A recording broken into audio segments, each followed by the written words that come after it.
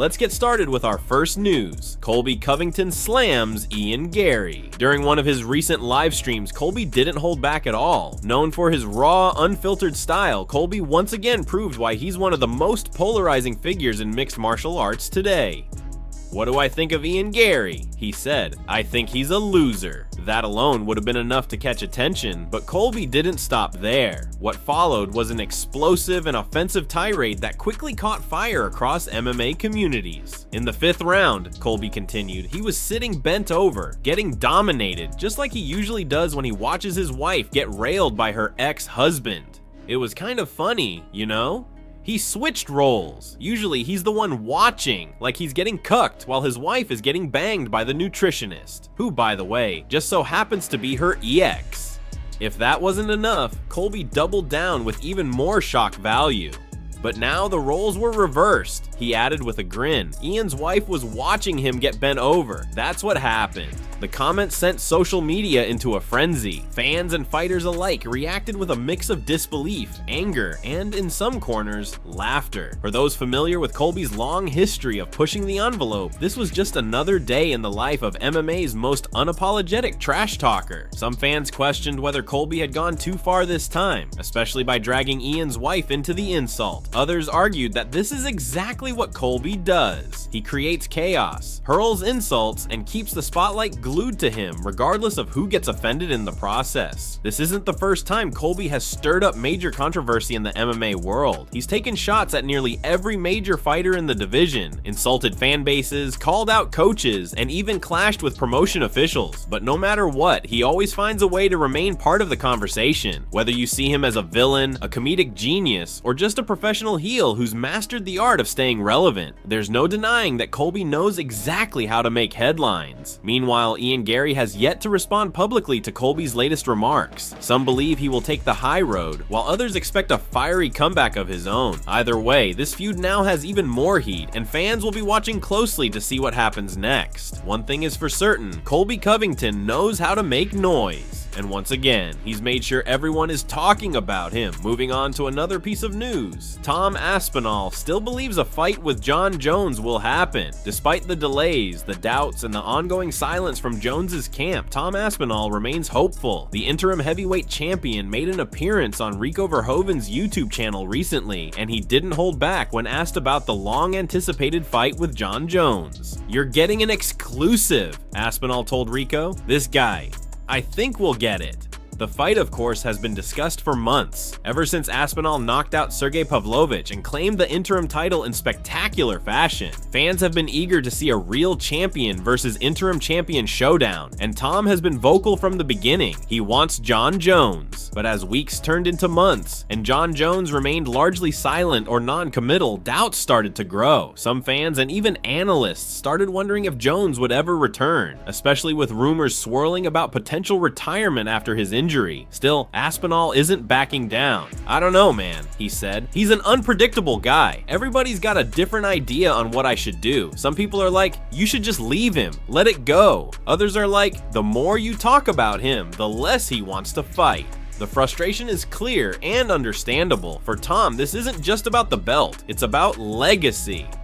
"I'm just like, what is this?" he added. "We're supposed to be professional fighters. We fight each other. That's what we do. I thought that's what we do anyway." His words echoed the thoughts of many fans. When you're at the top of the game and there's another champion holding the official title, it only makes sense to unify and settle the debate. But so far, Jon Jones has remained elusive. Some would say even uninterested. That hasn't stopped Aspenol from training hard, staying ready, and continuing to speak publicly about the fight. In his mind, it's only a matter of time before it happens. Or at least he hopes that's the case. Whether Jones is waiting for the right timing, fully healing from his injury, or just looking for the biggest money fight possible, the fact remains, Tom Aspenol is ready, and he's not afraid to let the world know.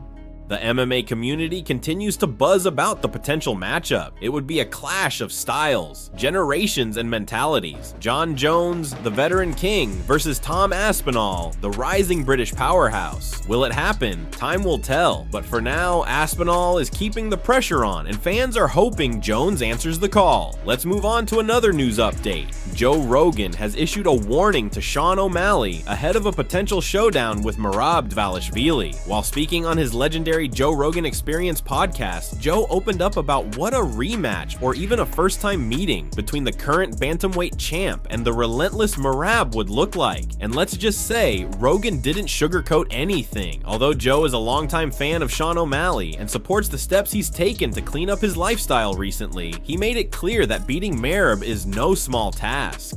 The Merab rematch with Sugar Sean, that's an interesting fight. Very interesting, Joe said. I do not know how Sean keeps that guy off of him. Now, Rogan was quick to give O'Malley some credit where it's due. He noted how impressed he is with Sean's renewed focus. But I do like what he's been doing. He got off social media, stopped smoking, just dialed in, you know? He's taking this seriously. Joe then pointed out a key piece of information, Sean's hip injury. Apparently, O'Malley had been dealing with a serious hip issue, even heading into past fights. He got his hip fixed, which was a big problem. Rogan explained, there's a lot of these fighters who take big fights because there's a lot of money and it's a huge event and they don't want to cancel even when they're seriously injured. Then Rogan dropped a bombshell. O'Malley couldn't even wrestle during his fight camp. Imagine not being able to wrestle in camp and then you have to go face Merab, Joe said with a shake of his head. That guy is an animal, superhuman. There's no one like him. According to Rogan, Merab Dvalishvili presents a kind of challenge that very few fighters, if any, are truly ready for. The cardio that guy has is off the charts. I've never seen anything like it. He doesn't get tired. It's full gas, no breaks. The entire fight, just smothering, overwhelming. Joe even compared Merab to former lightweight champion Khabib Nurmagomedov, who is widely considered one of the most dominant grapplers in UFC history. Even Khabib, who's also a freak of nature, couldn't keep a pace like that. And Merab, after the fight, the very next day DC goes to visit him. And what's he doing? He's out running. That dude's a machine. So while Rogan respects O'Malley's skill set and supports his growth as a champion, he's clearly not sold on him being able to handle someone like Merab. At least not yet. And if this fight does happen, one thing's for sure, Sean O'Malley better be in the shape of his life, because Merab's engine, it doesn't stop. Moving on, Israel Adesanya says he's not bothered by his recent UFC losses. Despite dropping 3 straight fights, the last style bender appears calm, collected, and unbothered by the noise. Many fans have already written off his championship days, with some saying his time at the top is over. But if you look at Adesanya himself, he's not panicking. In fact, he seems to be handling the recent downturn in his career with maturity and grace, a sign of a true champion. It's easy to forget that it wasn't that long ago, April 2023 to be exact, when Adesanya stood once again on top of the middleweight mountain, reclaiming his belt by knocking out longtime rival Alex Pereira. That win was a career-defining moment and silenced many critics who doubted he could get it done against Pereira after suffering back-to-back losses to him in kickboxing and MMA. At that point, Adesanya wasn't just a UFC champion, he was regarded as one of the best pound-for-pound fighters in the world, a striking genius who had cleaned out his division. But since that incredible victory, things have changed. Adesanya has suffered 3 consecutive losses, starting with a stunning upset to Sean Strickland, followed by defeats at the hands of Dricus du Plessis, and more recently, Nasruddin Imavov. Each fight showed different cracks in his armor, questions about his hunger, his timing, and perhaps even his motivation. Yet through all of it, Adesanya hasn't lashed out. He hasn't blamed the UFC, his coaches, or even his opponents. In fact, according to Tim Welch, a former fighter turned respected coach, Izzy is handling everything with surprising composure. On a recent episode of his podcast, Tim shared some personal insight into Adesanya's mindset. "I didn't know what to expect with Izzy," Tim said. "I've seen him during fight weeks, but you never really know what someone's going through, especially when they're cutting weight under pressure and coming off back-to-back losses." But what happened next surprised him.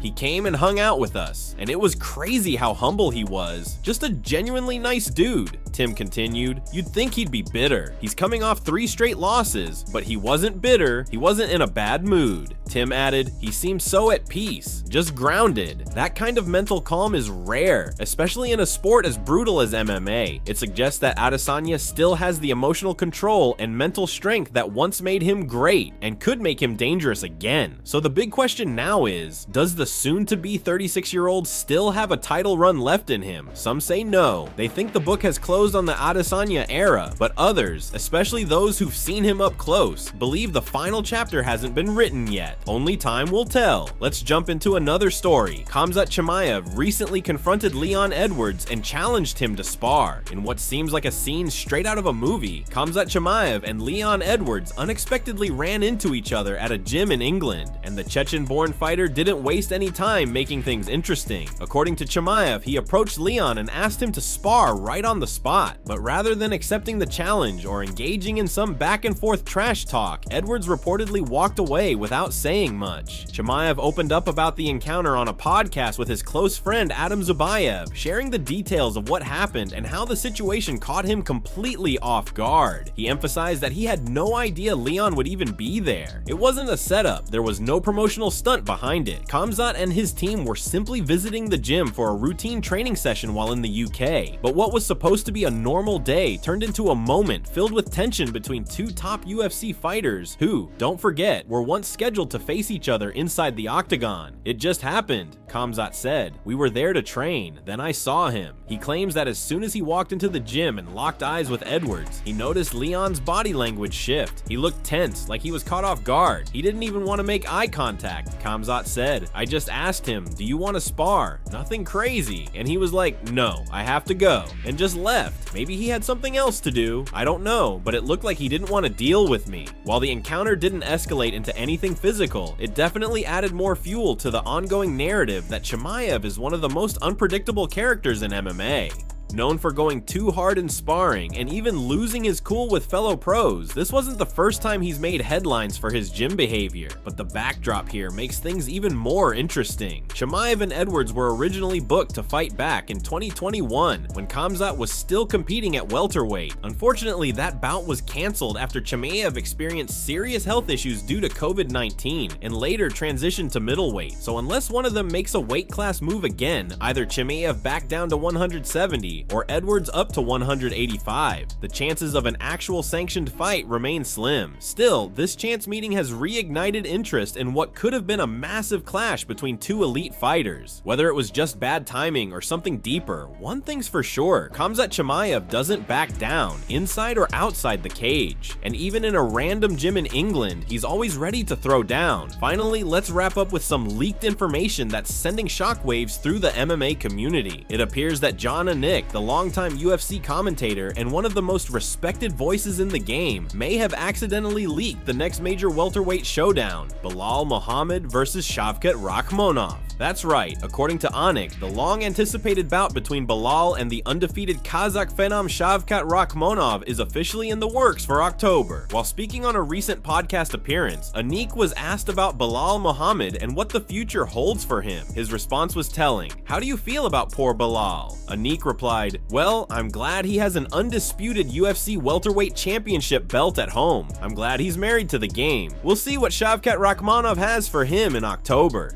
That last line, we'll see what Shavkat Rakhmonov has for him in October, sparked immediate buzz across social media and fight forums. It's the clearest indication yet that Belal versus Shavkat is officially booked or very close to being finalized. While the UFC has yet to confirm the matchup, fans and analysts alike are already gearing up for what promises to be a high-stakes, high-drama fight between two of the best welterweights in the world. Belal's long road to the top. Belal Muhammad has long been one of the most overlooked and underrated contenders in the UFC. Riding a 10-fight unbeaten streak, he's taken out names like Stephen Thompson, Vicente Luque, Sean Brady, and most recently Gilbert Burns. Despite the resume, he's struggled to get the recognition and the title shot he's long believed he deserves. Now, assuming this fight becomes official, Belal has a chance to solidify himself as a true championship caliber fighter by taking on one of the most dangerous and feared men in the division. Enter Shavkat Rakhmonov. On the other side, Shavkat Rakhmonov is 18-0 9-0 with a 100% finish rate. That's right, he's never gone the distance. He's submitted and knocked out everyone in his path, including Neil Magny, Jeff Neal, and most recently, Stephen Thompson. The Kazakh fighter has been widely touted as the future of the welterweight division, and a win over a top-ranked contender like Belal would likely catapult him straight into a title shot. Stylistically, this is a perfect clash. Belal's relentless pace, wrestling, and cardio versus Shavkat's explosive striking and lethal submission game. What this means for the division. With Leon Edwards set to defend his title in July against Belal's old rival, Colby Covington, if that rumor proves true, this fight could set up the next title challenger. The welterweight division has been logjammed with uncertainty, but Belal versus Shavkat could be the matchup that brings clarity, so there you have it. Breaking news straight from Jon Anik himself. Belal Muhammad versus Shavkat Rakhmonov, October 2025. An absolute banger in the making. Stay tuned as we await official confirmation from the UFC, but one thing's for sure, if this fight happens, it's going to shake up the 170-pound division in a big way. And that's going to wrap it up for today. Don't forget to like, subscribe, and hit the bell icon if you want to stay up to date with everything happening in the fight game. Until next time, stay sharp, stay ready.